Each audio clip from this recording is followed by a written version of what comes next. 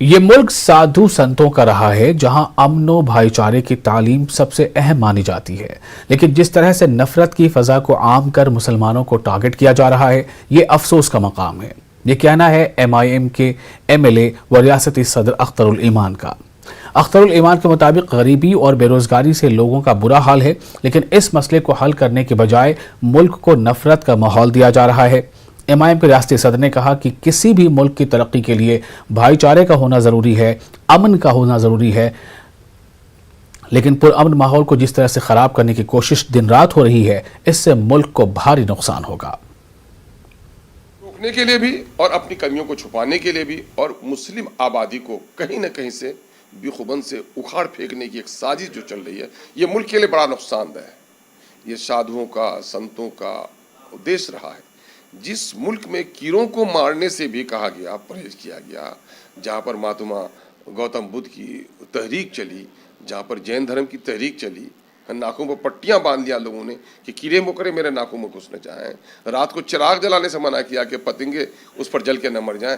उस मुल्क में इंसानी खून जिस बेकदरी से बहाया जा रहा है और इंसाफ का जिस तरह से गला घोटा जा रहा है, इंसाफ के बगैर अमन कायम नहीं हो सकता, अमन के बगैर तरक्की नहीं हो सकती। ये मुल्क तो है, ये सबका है। भारत सिर्फ यहाँ की मिट्टी के टुकड़ों का नाम नहीं है, भारत तो यहाँ पर बसने वाले 135 करोड़ आबादी का नाम है। और जब तक ये चलता फिरता भारत सुखी संपन्न नहीं होगा, भारत किसी अच्छे भारत की हम कल्पना। बिहार में जात की मर्दमशुमारी के सिलसिले में काबीना का फैसला होने के बाद JDU के लीडर इसके फायदे गिनाने में मसरूफ हैं। JDU के general secretary major Iqbal Haider का कहना है कि वजीर आला नीतीश कुमार ने जात की मर्दमशुमारी का फैसला लेकर मुल्क में एक तारीख रकम की है।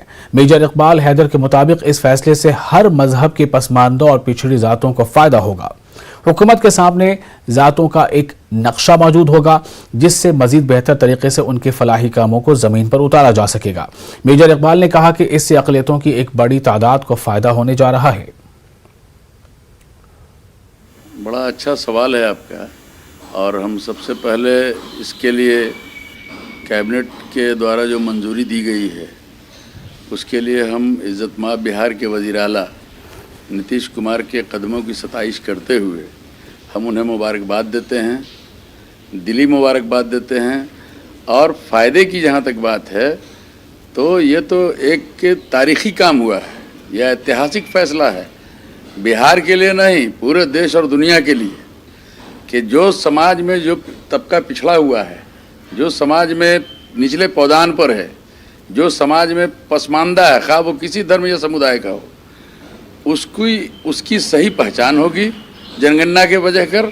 और आज़ादी के बाद हमको लगता है पहली बार जनगणना हो रही है, जो एक बार हुई भी थी तो वो डोर टू डोर जनगणना नहीं हो पाई थी, या इस तरह से नहीं हुई थी जो हमारे इज़्ज़त-माब वज़ीर आला कराने जा रहे हैं।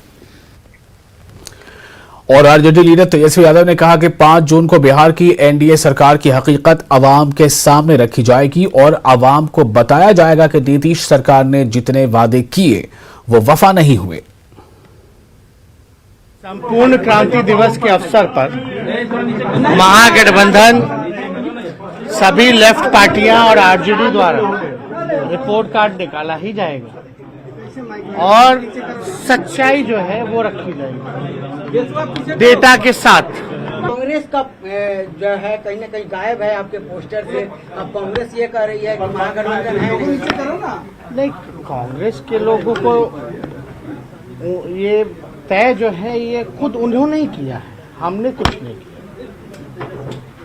हम तो लास्ट तक फ्रेंडली तक ही रह गए, लेकिन उनके जो भी प्रभारी थे या पार्टी के लोग थे, उनका क्या बयान आया ये तो आप लोग जानते ही हैं, और हर जगह प्रत्याशी उन लोगों ने उतारा। खैर अच्छी बात है।